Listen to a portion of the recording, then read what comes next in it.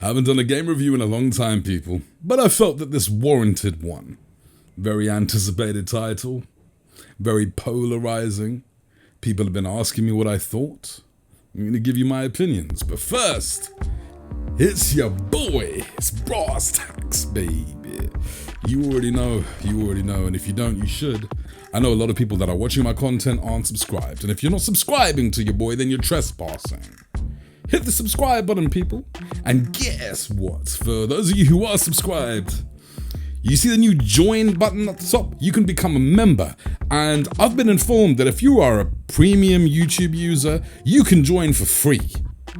That's crazy. So join your boy, support me that way, or PayPal me, or join me on Patreon. I'm gonna leave links below, damn it. I apologize, it sounds like I was bullying you into it a little bit, and I'm not, unless it works, of course. But anyway, irrespective of that, I appreciate all the support. Now, me personally, I don't care of your sexual preference. I don't care whether you're gay, I don't care whether you're straight, I don't care whether you're trans, I don't care about any of that. It doesn't affect me at all. I'm not racist either. Guess what? I'm not sexist either. Well, sometimes I can be, sometimes I can objectify. Guess what? Sometimes women objectify too. End of discussion. Now let's get to this game. I am a huge, and I mean huge, Naughty Dog fan. When I think of PlayStation, I think of Uncharted. That's how much I love that series. I've gone back to those games so many times, I don't even know how I have a life. That's how much I've played those games. And I'll tell you what, if they get remastered again for the PlayStation 5, guess what? I'm picking them up again. Last of Us, the first Last of Us, loved that game. Loved the feel, the vibe, and more importantly, the story and the characters. Joel and Ellie. I believe the general consensus is that game was a masterpiece, and I cannot disagree with that. From start to finish, just absolutely loved it. I'm also aware that Amy Hennig was the lead writer in those games. Phenomenal storytelling, and she's an amazing writer, and I know she had departed from Naughty Dog, and The Last of Us 2 was going to be a Neil Druckmann directed game. And I really didn't think too much of it until I started seeing interviews with him with little things that began to concern me. The fact that he was pushing an agenda. The fact that Neil Druckmann as a person is a very woke person, right? Wants to push certain agendas in this game. He also mentioned that some of us may not like the direction of this game. Alarm bells started ringing, because I've never heard any person from Naughty Dog talk about a game this way in the past. Listen, if you're woke, more power to you. He started talking about people who didn't agree with him during the making of this game. And then he said, well, his whole attitude is, well, if you're not with me, you're against me. So, you're too sensitive. You know, you're misogynistic and blah, blah, blah, blah. Well, no, you don't have to be a misogynist not to like the direction of the game. So back to what I was saying, cause for concern. Then the trailers hit. Yeah, you got the trailer with the guitar, loved it. Joel's there, love it, right? Really excited for the game. Then we saw other trailers hitting, got me very excited for the game. It looked beautiful, looked gorgeous, couldn't wait to get my hands on it. Then the leaks hit. Now, I want to make clear that I read through, I'd say, probably about 60% of the leaks, but I never watched the leaked cutscenes. From now on in, we're going into spoiler territory, so if you haven't played the game and have an intention of playing it, you may want to stop right now. These leaks were so bad and pissed me off so much that I thought this was some weird marketing that Naughty Dog was doing. I didn't like the direction of it, I didn't like how Joel was getting killed off in this, and I didn't like the whole idea of the narrative. And I especially didn't like Abby. At the time, we thought she was trans, right? It's got nothing to do with her being trans. She's an asshole. It's very simple. She could have been Shaquille O'Neal, okay? It wouldn't have mattered. That person's an asshole for doing that shit. You don't kill a boy, Joel, okay? You don't do it. It's Joel. Not in that way.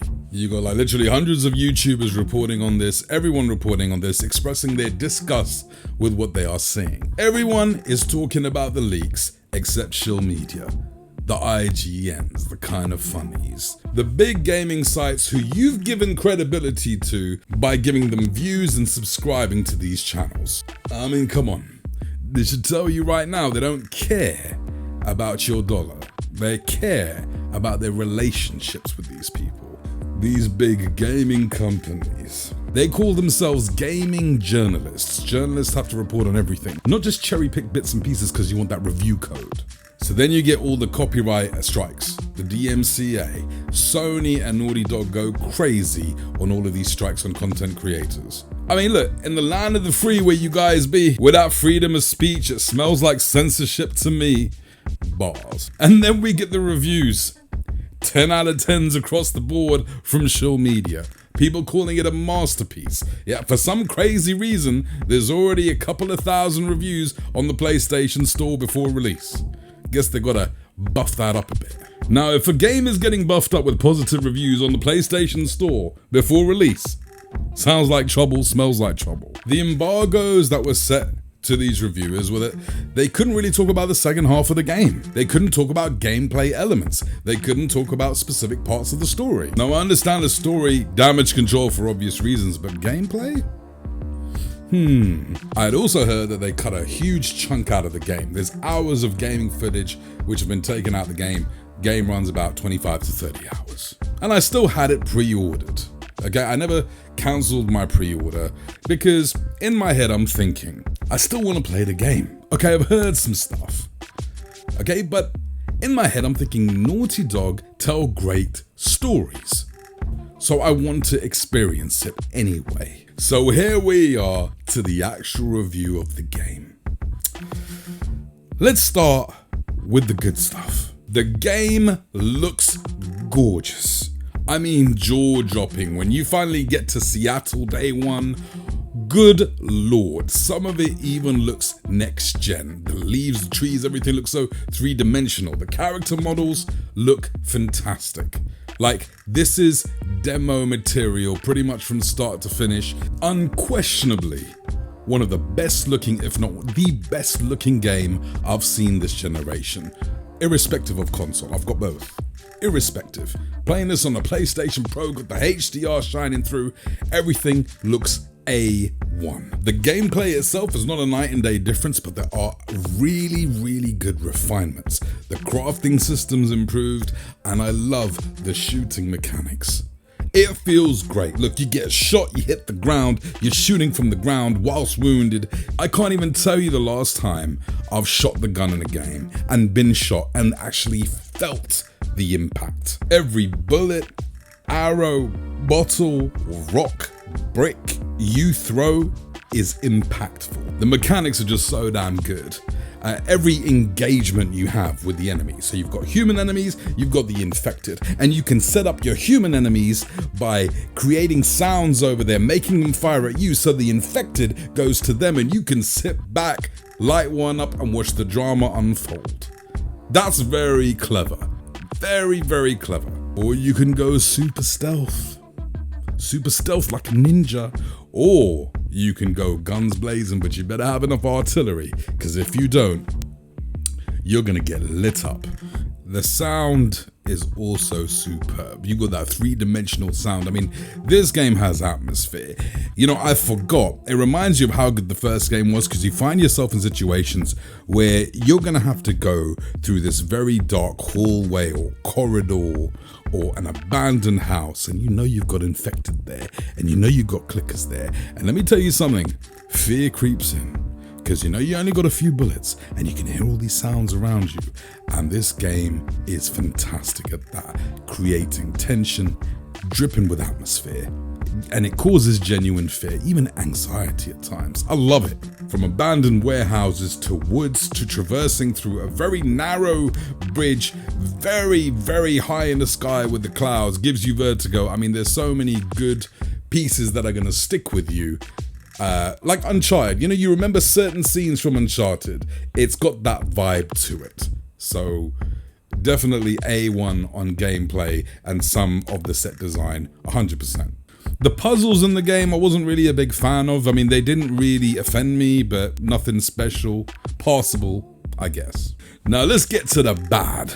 The most important thing about this game, which is the story. This story feels like you've made every wrong decision in an RPG and you're living with the consequences for that for 25 plus hours. God damn, Neil Druckmann would have you believe that this game, this story is smarter than it is. No, it's not. It's pretty evident early on that Amy Hennig has left the building. This story is so badly written, it's garbaggio. Okay, that's how I feel about the story. Ellie's not Ellie, Joel isn't really Joel. It feels like people playing those characters. You can tell that there is a writing shift in this story. It's paced horribly, and obviously all the leaks were true.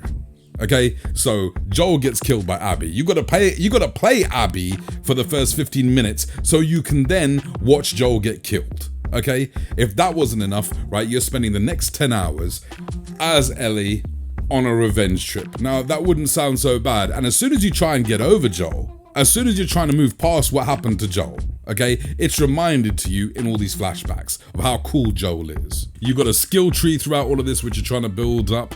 Some of the gameplay keeps you going anywhere. Like I said, I did like the gameplay, but the story is just trash. Listen, you're spending most of your time with the love interest Dina, who's about as interesting as a wet fart, let's just be honest, right? And some of the supporting characters are just easily forgettable, apart from one or two. It's funny how the gameplay is so non-linear, but the things you have to do, you're forced to do in cutscenes. I think that's crazy. Now, during this first 10 hours of gameplay as Ellie, you do see that she is remorseful for some of the things she's done. She's done terrible things, but in your head, you kind of understand it because of what's happened to Joel. She's had to witness her father figure die in front of her eyes. So you kind of overlook it, okay?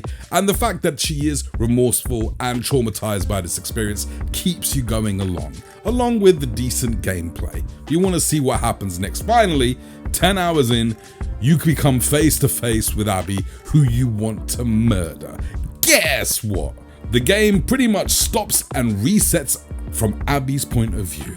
It's rewound back in time to the beginning, but you're doing everything from Abby's perspective. Yes, the Abby that killed Joel. You're playing her for 10 plus hours. So your skill tree is reset, so you gotta start that from scratch. And they spend the next 10 hours trying to make Abby a sympathetic character for you. But here's the problem. Abby is not a sympathetic character. I will say, on Abby's side, she's got people around her who are a lot more interesting than who Ellie had for the first 10 hours, right? Some of her friends get shot in the face, shot in the head, die. Does she react to it? No. She does not seem remorseful at all for anything that's going on, right? They try and pluck at the heartstrings because she's helping a child, a transgender 13-year-old child. Okay, enough said about that. God damn. If this was a movie, then the person playing Abby is a really bad actress. That's how unsympathetic she comes across. If they're trying to make her sympathetic, it just didn't wash with me. I was just like, whatever.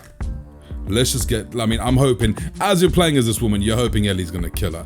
By the time you get back to her and Ellie, you're trying to kill Ellie. It's not gonna happen, we like Ellie. You think the game is gonna end there, it doesn't. Then it goes on for a couple more hours. I'm not gonna get into all of the details, but then you find that these two are going at it again, and by then, I'm gonna be honest, I didn't give a shit.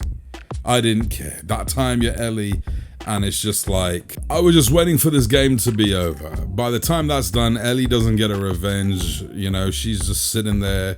She goes back home. But at this point, Dina's left, so she's alone. Can you see how tired and bored I sound? This is exactly how I was at the end of the game. A totally meaningless game that didn't do anything, didn't even get a result. Yeah.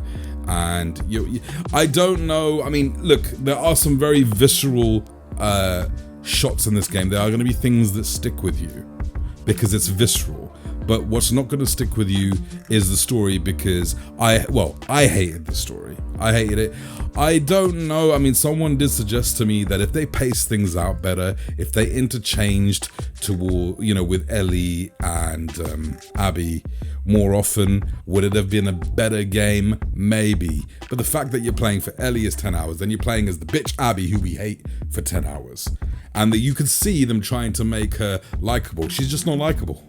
She is not likable. She's a soldier in every sense of the word, but like a hardened soldier. So you're just not feeling for her in any way. I mean, they give you a backstory, but you just don't care. By the time it gets to the end, I just wanted it to be over.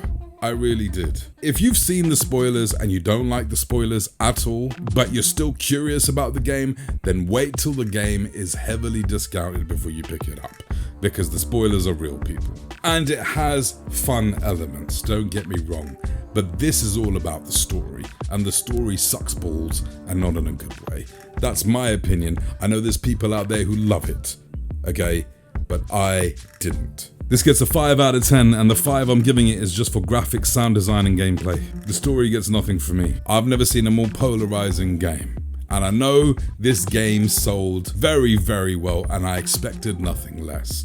Just because I don't like the game doesn't mean that you guys won't, okay? People take different things. I mean, there are some people calling this a masterpiece, and you know, I am scratching my head at that. When people say something's a masterpiece, to me, that means it's flawless. This game is flawed.